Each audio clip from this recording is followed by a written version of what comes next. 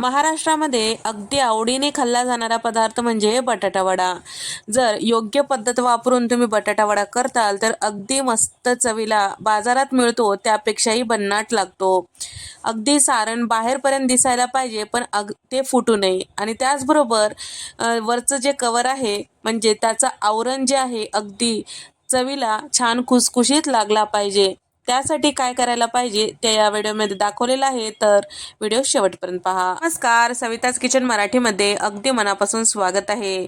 चला तर मग रेसिपीला सुरुवात करूया. तर या इथे मी पाव किलो बटाटे उकडून त्याचे सालं काढून घेतलेले आहे. उकडते वेळेस जास्तीत जास्त पाण्याचा वापर करायचा नाही हे लक्षात ठेवा. आणि त्याचबरोबर उकडल्यानंतर त्याची सालं काढून कमीत कमी 1 तासभर तरी या बटाट्यांना फ्रीजमध्ये ठेवायचं. म्हणजे बटाट्याचं जे सारण आहे ते ओलसर होणार नाही आणि बटाटा वडा छान खायला खमंग लागतो. तर आपल्याला बारीक किसणीने किसून घ्यायचा आहे. एखाद दुसरा जर या बटाट्याचे मोठे चंक्स असतील तर काही हरकत नाही. सगळे बटाटे किसून घेतलेले आहेत. आता यासाठी ठेचा तयार करून घेऊया. 7 ते 8 हिरव्या मिरच्या इथे मी कट करून यामध्ये टाकून घेतलेला आहे आणि सोबतच मूठभर कोथिंबीर, 2 इंचाचं आलं आणि 10 ते 12 लसणाच्या पाकळ्या यामध्ये टाकून घेतलेल्या आहे. सोबतच चमचाभर जिरे सुद्धा टाकून घेतलेलं आहे. पाणी न टाकता आपल्याला झाकण लावून याचं ठेचा तयार करून घ्यायचा आहे. तर या ठेच्यामुळे आपलं जे बटाटा वडा आहे चवीला मस्त भन्नाट लागतो. तर या ठिकाणी आता या बटाटा वड्याच्या जे सारण आहे त्याला परतून घेऊया. तर पॅनमध्ये इथे मी 2 चमचे तेल टाकून घेतलेलं आहे. तेल छान गरम झाल्यानंतर अर्धा चमचा मोहरी, अर्धा चमचा जिरं टाकून तयार करून घेतलेलं हिरव्या मिरच्याचा ठेचा टाकून घेतलेला आहे. आता याचा कच्चेपणा जाईपर्यंत आपल्याला परतून घ्यायचा आहे. यामुळे जे सारणाला आहे छान चव येते आणि आपण हिरवी मिरचीचा वापर केलेला आहे. परतून घेतल्यामुळे पोटाला बाधत नाही. सोबतच पावडर मसाले टाकत आहे. चमचाभर धने पावडर, अर्धा चमचा काळा मसाला, अर्धा चमचा हळद आणि किसून घेतलेला बटाटा, चवीपुरतं मीठ आणि चमचाभर इथे मी चाट मसाला टाकून घेतलेला आहे. तर याऐवजी तुम्ही आमचूर पावडर, लिंबाचा रस टाकू शकता. किसून घेतलेल्या बटाट्यामध्ये सगळे पावडर मसाले सगळे छान व्यवस्थित मिक्स करून घ्यायचं आहे. त्याचबरोबर एक अर्ध्या मिनिटासाठी हे सारण छान मिक्स करून घेतल्यानंतर आता यामधला ओलावा पूर्ण कमी झालेला आहे. वरतून थोडंसं आता इथे मी कोथिंबीर टाकून घेतलेला आहे म्हणजे दिसायला छान हिरवागार दिसतो. आता हे सारण जे आहे थंड करायला बाजूला ठेवूया. आता यासाठी आपण भज्याचं पीठ कालून घेऊया. तर इथे मी बेसन पीठ घेतलेलं आहे 2 कप. अर्धा चमचा इथे मी हळद टाकून घेतलेला आहे आणि 1 चमचाभर जिरे, अर्धा चमचा ओवा हातावर छान चुरून टाकायचा म्हणजे त्याचा फ्लेवर छान उतरतो. सोबतच इथे मी चवीपुरतं मीठ टाकून घेतलेलं आहे. अर्धा चमचा लसणाचे पेस्ट टाकून घेतलेला आहे आणि थोडीशी कोथिंबीर टाकून घेतलेला आहे. कोरडे मसाले सगळे पिठामध्ये मिक्स करून घ्यायचे.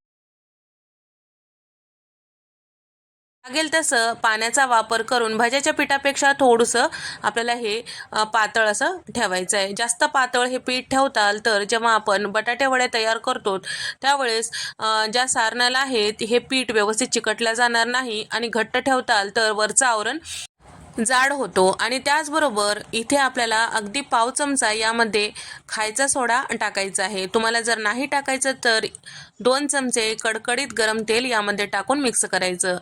सोडा टाकल्यानंतर छान असं फेटून घ्यायचं. त्यानंतर झाकण लावून 10 मिनिटं आपल्याला बाजूला ठेवायचं आहे. तर या ठिकाणी झाकून ठेवून आपल्याला हे पीठ थोडंसं मुरवायला ठेवायचं आहे.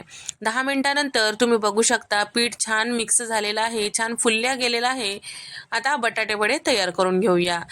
तयार करून घेतलेले जे सारण आहे त्याचे आपल्याला या पद्धतीने बॉल्स करायचे आहे. तर बटाटे वड्याचे बॉल्स या पद्धतीने करून ठेवल्यामुळे पटापट बटाटे वडे करता येतात. मोठे छोटे तुम्हाला कितपत आवडतात त्यानुसार याचे बॉल्स तयार करून घ्यायचं. तयार करून घेतलेले बॉल्स आपल्याला पिठामध्ये टाकून पाहायचं आहे. चमच्याने कोटिंग करून पाहायचं व्यवस्थित असं हे पीठ याला कोट होत आहे का नाही. जर पातळ असेल तर व्यवस्थित कोट होत नाही आणि घट्ट असेल तर त्याचं जे आवरण आहे असं जाडसर दिसतो ते लक्षात येतो. या पद्धतीने जेव्हा पीठ तयार होतो त्यावेळेस समजायचं की बटाट्या वड्याचं पीठ जे आहे अगदी व्यवस्थित झालेलं आहे. तर या ठिकाणी जे नवीन आहेत त्यांना बटाटे वडे तेलात सोडता येत नाही त्यांच्यासाठी खास पद्धत इथे मी सांगितलेली आहे. तर चमच्याने आपल्याला व्यवस्थित बटाट्या वड्याचं सारण पिठामध्ये कोटिंग करून घ्यायचं आहे आणि अलगदपणे चमच्याने हे बटाटे वडे तेलामध्ये सोडायचं आहे। तर तुम्ही बघू शकता अगदी सोपी पद्धत आहे। यामुळे आपल्याला पोळायची भीती वाटत नाही आणि छान असं आपल्याला बटाटे वडे तेलात सोडता येतात। तर या ठिकाणी आपल्याला गॅसचा फ्लेम मोठा करायचा नाही, कमी गॅसवरच हे बटाटे वडे तळून घ्यायचं आहे। तर तळते वेळेस आपल्याला गॅसचा फ्लेम कमी करून तळल्यामुळे छान असं वरचं जे आवरण आहे छान खुसखुशीत होतो आणि खमंग होतो। तर या ठिकाणी दोन्ही साईडला लालसर झाल्यानंतर आपल्याला झाऱ्यावर काढून घ्यायचं आहे। तर इथे तुम्ही बघू शकता मस्त असे आपले बटाटे वडे तयार झालेले आहेत। त्याला जेवढं भन्नाट दिसत आहे त्याच पद्धतीने चवीला देखील भन्नाट झालेला आहे। तर या ठिकाणी तुम्ही हाताने सुद्धा बटाटे वडे तेलात सोडू शकता। तर तेलात सोडते वेळेस बटाटे वड्याचं जे सारण आहे छान पिठामध्ये कोटिंग करून घ्यायचं, त्यानंतर हे तेलामध्ये सोडायचं आहे। तर लक्षात ठेवा गॅसचा फ्लेम मध्यम ठेवून आपल्याला हे बटाटे वडे तळायचे आहेत। बटाटे वडे तेलात टाकल्या कधी चमचा लावायचं नाही। एका साईडला थोडंसं तळल्यानंतर आपल्याला हे बटाटे वडे पलटून घ्यायचं आहे। त्यानंतर दोन्ही साईडला लालसर होईपर्यंत आपल्याला हे तेलात ठेवायचं आहे। त्यानंतर झाऱ्यावर काढून त्याचा पूर्ण तेल निथळल्यानंतर प्लेटमध्ये काढून घ्यायचं आहे। तर तुम्हाला हा व्हिडिओ आवडल्यास व्हिडिओला नक्की लाईक करा आणि त्यासोबत चॅनलला सबस्क्राईब करायला विसरू नका। तुम्हाला हा व्हिडिओ कसा वाटला नक्की कमेंट करून सांगा।